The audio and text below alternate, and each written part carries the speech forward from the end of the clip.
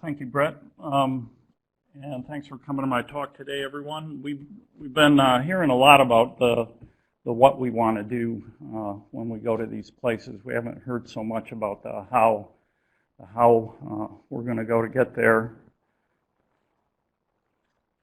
I left a question mark on this slide because I think I can agree with Mars as a horizon goal. However, along with what Paul Spudis says this morning, I really think it's a place to go. It's not the only place to go. So for now, I'm going to leave the question mark up there. I'm going to be talking just a little bit about the Global Exploration Roadmap and the recent NRC report, but like Mark Robinson said this morning also, I think it's time to stop study. We've studied enough, and it's time to go do these things, and then walk through some of the current thinking in the SLS configurations and some mission concepts for the first set of the exploration missions. I don't want to go into a great deal of detail about this, but I do want to, there's a laser pointer here. I do just want to point out that human-assisted sample return is something, I believe that's really gotten in there more from the European than American point of view at this point, but the fact is that it's there along with human-scale lunar missions.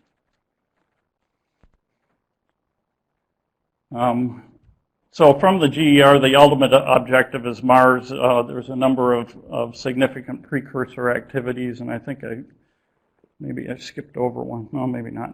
There's a lot of interim destinations that are possible, and the ISS has played a role in shaping not only the technical basis, but the management basis for how we do these things. We need strong partnerships between human and robotics, and then international partners are prepared for and have critical roles in making these missions a success. Yeah, this is another way of looking at it. Whoopsie.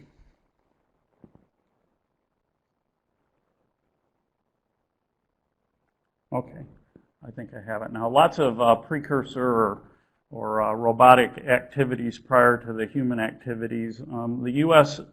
still is set on doing the ARM mission at this point. So I'm going to talk a little bit about how we think that could be accomplished. This is from the recent NRC report where they showed a few different pathways to get there. The bottom one likely being the most expensive, but the one that is going to give you the most bang for the buck, I think, in terms of buying down incremental risk. A couple of things, takeaways I had from that report are one, don't keep changing the plan. Develop the plan and stick to it. And secondly, if you're really going to go to Mars, everything you do from this point forward has to feed forward to that. So as much as I like what Mark was talking about, exploring the moon as a planetary body, if we're going to do those things, we're going to have to put Mars in the very distant future, and maybe that makes sense. I had a conversation with Jack Schmidt last week, and he thinks what we need really is a couple of generations of scientists and engineers with practical experience on working on the surface of another planet. So I have an error on the screen here. I don't know what that means. I'll just say okay. Abort. I guess I can use the clicker still, eh? Well, this is another way of looking at what the NRC came up with. There are various paths. If you do ARM and then to the moon, you could go the Lagrange points to the, well, this is actually the extended or enhanced version. Lagrange points are cislunar space, ARM, lunar surface, then Mars moons, and then Mars surface.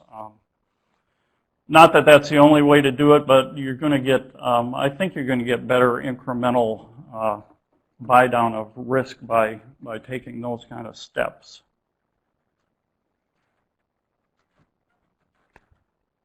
Okay, doesn't like my finger now.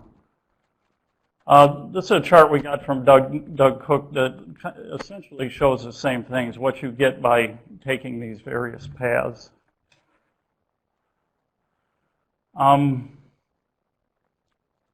This chart, I like this chart because it shows what the will and the effort it took to build the International Space Station. So we have done these things. This is over, I think if I count it right, 15 years, but the number of launches, both U.S. and partners, to get the mass you needed and the people and the crews to actually construct the International Space Station. So mind the gaps. This is what we have currently in the planning, and there's a lot of space between 2025 and Mars orbit if we do that in the 2030s. At NASA, we used to talk about the capability-driven architecture. This week we saw this chart. It's moved into the EVOLVABLE Mars campaign, and what I see is just we're getting some more meat on the bone here. We have the, it used to be called, it's been called a number of things. It's now called the Exploration Augmentation Module, or the Cislunar Habitat. We have international crews on the surface, robotic surface missions, and ARM.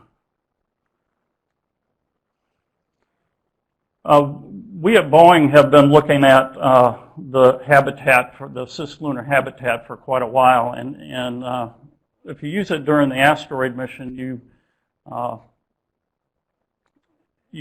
get a lot of benefits by having an asset like that in cislunar space.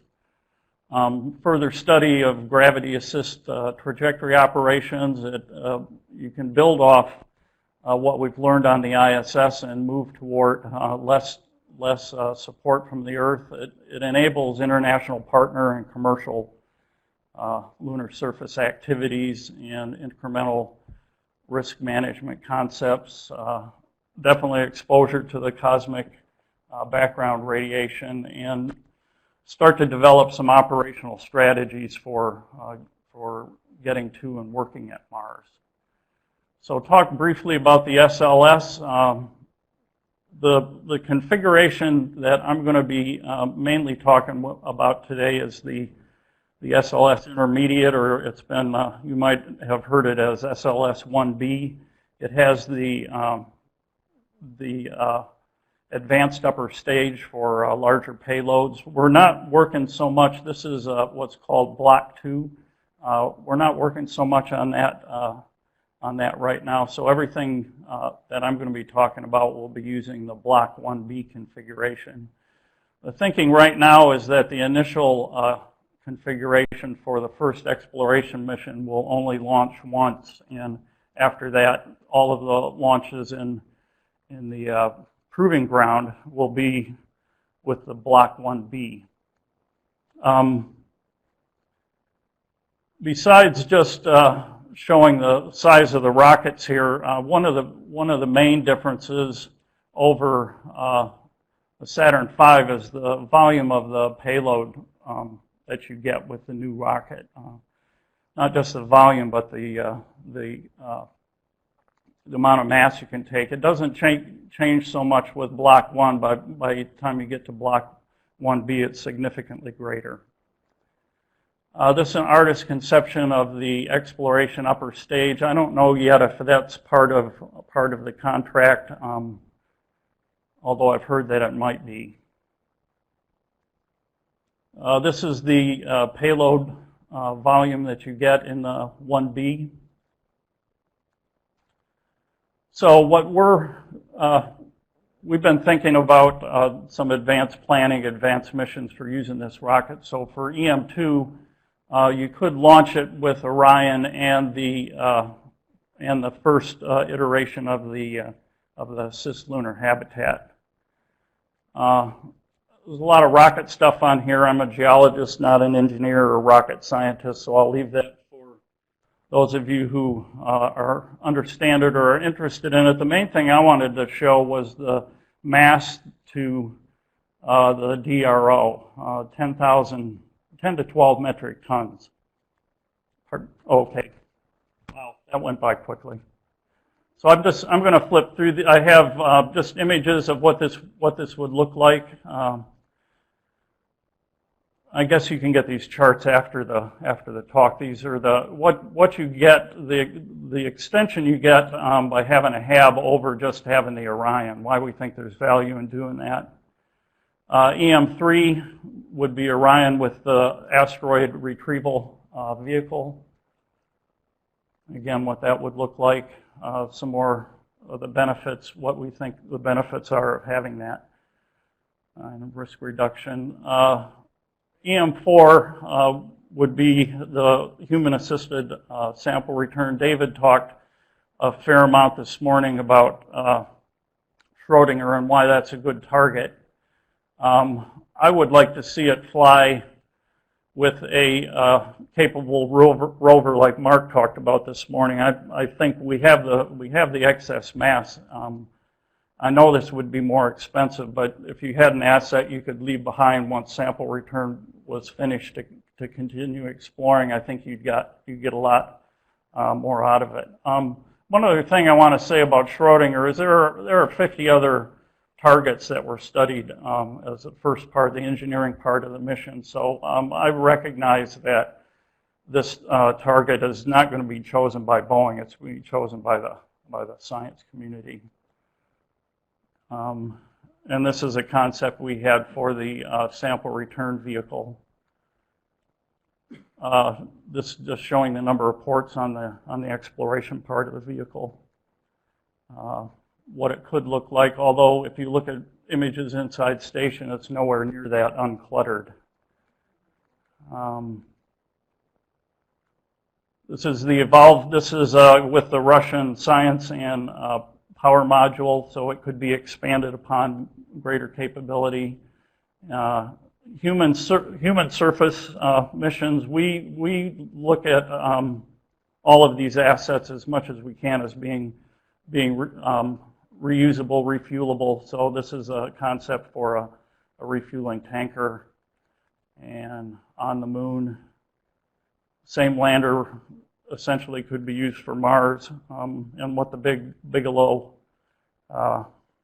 habitat could look like. I'm out of time, but I'll leave this up here. There's a lot of benefits that we've learned from the ISS for international cooperation, international contributions, and I'll leave it at that. Thank you.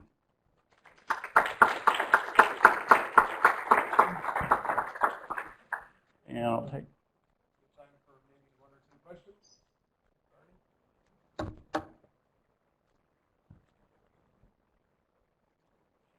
Okay, thank you.